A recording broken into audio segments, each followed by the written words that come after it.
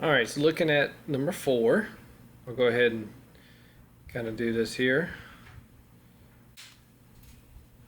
It says I spin a fair spinner, and when they say fair spinner, that just means it's not rigged. Okay, they have to say that to make because there are sometimes they'll rig things to where when you spin it, it almost always goes to one color.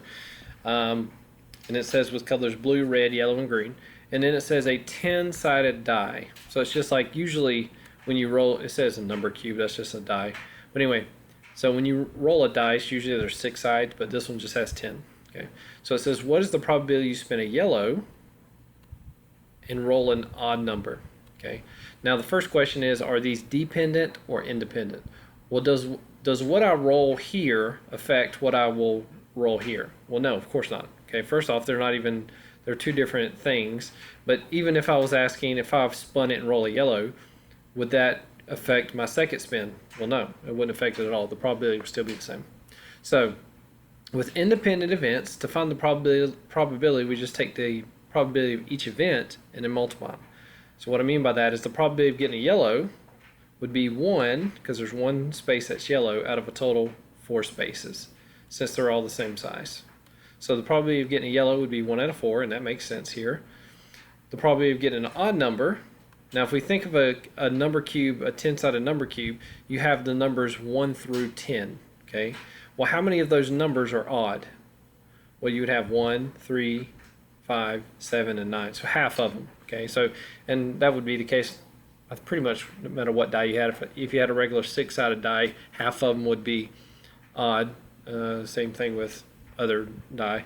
But anyway, so with a 10-sided die, to roll an odd number, half of them are odd. So there are 5 odd numbers out of a total 10 numbers on a 10-sided die. And I'm going to simplify this. This is 1/4. And then 5/10 is the same thing as 1/2.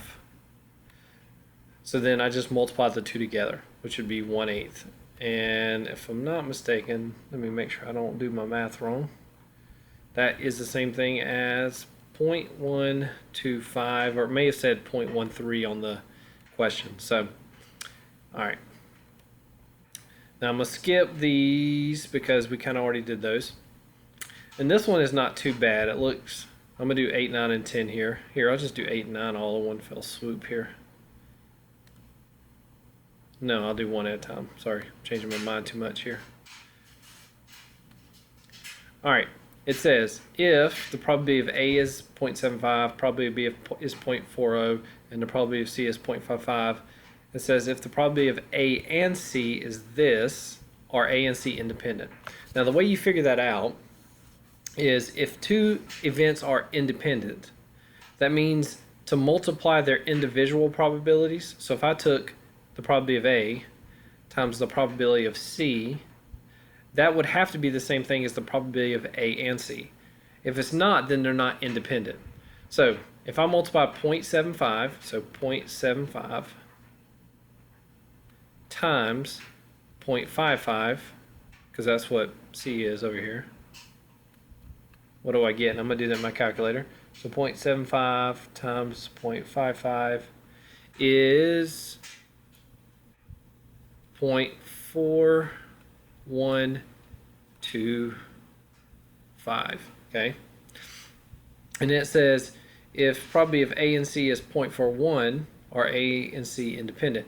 Now, I don't like the fact that they did this. That's not really, I'm assuming they're rounding here when they do the 0.41. So we're going to go ahead and say these are the same. Since they are the same, they would have to be independent. Now, if these were not the same, again, they kind of are not the same, but I don't, anyway. But if this said like 0.5, okay, well 0.5 is not the same thing as 0.41, so then they would be dependent. So anyway, basically if you want to make sure something's independent, the probability of A times the probability of C should be the same thing as the probability of A and C. So here it says they're telling you it's independent. So if you want to find the probability of A and B, you just multiply the 0.75 times 0.4. That's all you do there. Okay, this one's tricky. It's tricksy, as Gollum would say. All right, so let's do this. This will be the last one I do. It says probability of D, or find the probability of D if D is independent, sorry. So we know it's independent. And the probability of C and D is 0.20. So remember, if something's independent, we know that the probability of C and D, and I'm just putting a little kind of like a little and symbol there, equals the probability of C, this is hard to write out here, but that's fine, times the probability of D. That's what I was kind of saying verbally earlier. Well, what do they give us in this problem? Well, they give us the probability of C and D. What is that? Now, the reason I'm able to use this formula is because they tell me it's independent. So the probability of C and D is 0.2. The probability of C, they tell me, is 0.55.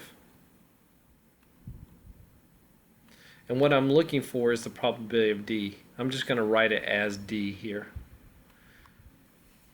Well, how do I get D by itself? How do I solve for D? Well, I just think of this as like 5x equals 2. Well, I would just divide both sides. So I would divide both sides by 0.55. So you're kind of setting up an equation here.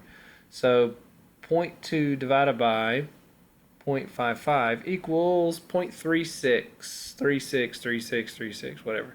So that would be that one. So guys, hopefully these two videos help. Please let me know if you have any more questions.